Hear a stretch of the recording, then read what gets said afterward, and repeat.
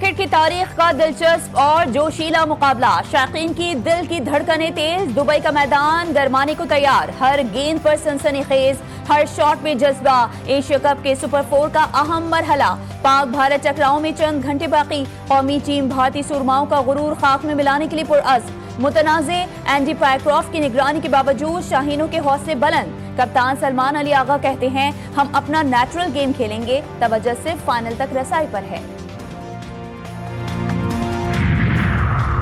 پاکستان کی بھارت کو ایک بار پھر مذاکرات کی پیشکش، وزیراعظم شہباز شریف کہتے ہیں مسئلہ کشمیر حل کیے بغیر تعلقات بہتر نہیں ہو سکتے، سیز فائر ہو چکا، اب ہم امن چاہتے ہیں، برابری کی سطح پر بات کرنا چاہتے ہیں۔ لندن میں سمندر پار پاکستانیوں کی تقریب سے خطاب، شہباز شریف نے کہا کہ پاکستان کشمیر سمیت تمام مسائل حل کرنا چاہتا ہے، کشمیریوں کا خون رائگاں نہیں جانے دیا جائے گا۔ بھارت کے خلاف جنگ میں پوری قوم نے یکجہتی کا مظاہرہ کیا۔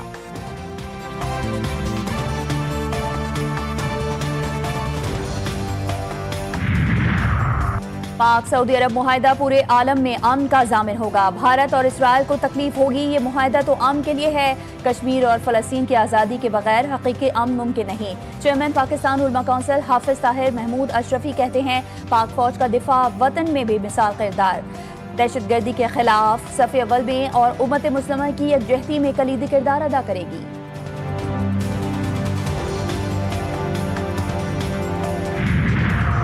اور کراچی میں المناک سانحہ میمن گوٹھ کے قریب سپر ہائی وے پر 3 خواجہ سراؤں کو گولیاں مار دی گئیں، لاشیں سڑک کنارے ملی، پولیس کرائم سین یونٹ جائز وقوع پر پہنچ گیا، تحقیقات شروع، وزیر اعلیٰ سندھ سید مراد علی شاہ کا نوٹس، ملزمان کی فوری گرفتاری کے احکامات جاری، کہا ریاست کسی بھی مظلوم اور معصوم شہری کا قتل برداشت نہیں کرے گی۔ وزیر داخلہ سندھ ضیاء الحسن لنجار کہتے ہیں جائز وقوع سے اکٹھا شواہد کی تفتیش کو جدید اور ماڈرن ٹیکنیکس کی بنیاد پر کامیاب بنایا جائے گا۔ عالمی برادری محاذ آرائی کے بجائے مذاکرات، تعاون اور ترقی کے فروغ کو ترجیح دے، صدر زرداری اور وزیراعظم کے امن کے عالمی دن پر پیغامات، چیئرمین پاکستان پیپلز پارٹی کا عالمی برادری سے اسرائیل اور بھارت کی جارحیت اور مظالم کو فوری روکنے کا مطالبہ، سلام ان پر جو امن کے لیے جانوں کا نذرانہ پیش کر کے امر ہو گئے، مریم نواز کا پیغام۔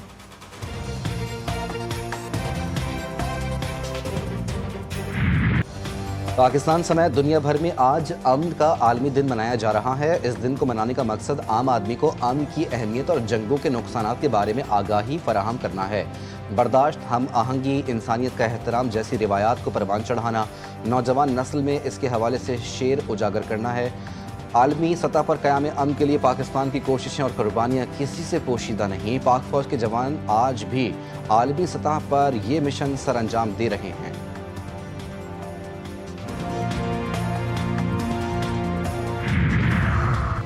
جنوبی وزیرستان میں سیلاب سے شدید متاثرہ علاقوں کی بحالی کا آغاز، ایف سی ساؤتھ اور سول انتظامیہ کے مشترکہ ہنگامی اقدامات، آمد و رفت کی بحالی، ٹوٹے راستے اور بہہ جانے والے پل از سر نو تعمیر کر کے آمد و رفت بحال، ریلیف پیکجز کی تقسیم شروع کر دی گئی، بستر، کپڑے، اشیاء خورونوش، پھل اور دیگر ضروری سامان شامل، مشیران کے ساتھ جرگے کے ذریعے مسائل کا حل تلاش کرنے کی عملی کوششیں۔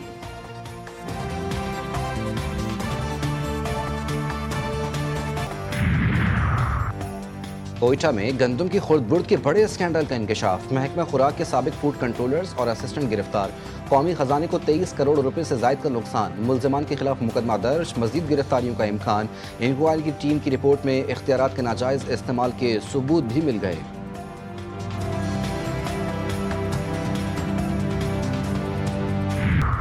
ایران کا IAEA کے ساتھ تعاون معطل کرنے کا اعلان، ایرانی قومی سلامتی کونسل نے کہا کہ ایران سے پابندیاں مستقل طور پر نہ ہٹانے کا اقدام غیر دانشمندانہ اور غیر قانونی ہے۔ امریکہ ایٹمی معاہدے سے الگ ہو چکا تھا، لیکن یورپ نے اپنے وعدوں پر عمل کرنے کے بجائے واشنگٹن کی غیر قانونی پالیسیوں کا ساتھ دیا۔ ایرانی صدر مسعود پزشکیان نے کہا کہ حد سے بڑھتے مطالبات کے سامنے ہتھیار نہیں ڈالیں گے، ہم دوبارہ پابندیوں کا مقابلہ کریں گے۔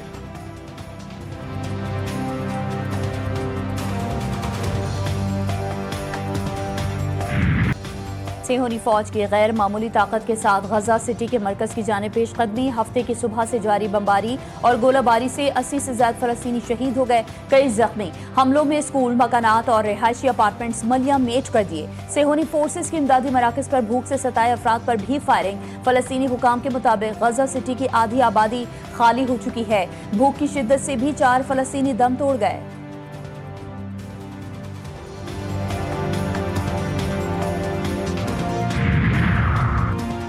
حماس کی القسام بریگیڈ نے غزہ میں قید 48 اسیروں کو الوداعی تصویر شائع کر دی۔ تصویر کے نیچے لکھا اسرائیلی وزیر اعظم بنجمن نیتن یاہو کے انکار، آرمی چیف ایال زمیر کی پسپائی اور غزہ سٹی میں شروع کیے گئے آپریشن کے بعد الوداعی تصویر۔ حماس نے خبردار کیا کہ اگر اسرائیلی فوج نے مزید پیش قدمی کی تو غزہ سٹی اس کا قبرستان بن جائے گا۔ اسرائیل نے کارروائیاں بڑھائیں تو جانی نقصان اور تباہی میں اضافہ ہوگا۔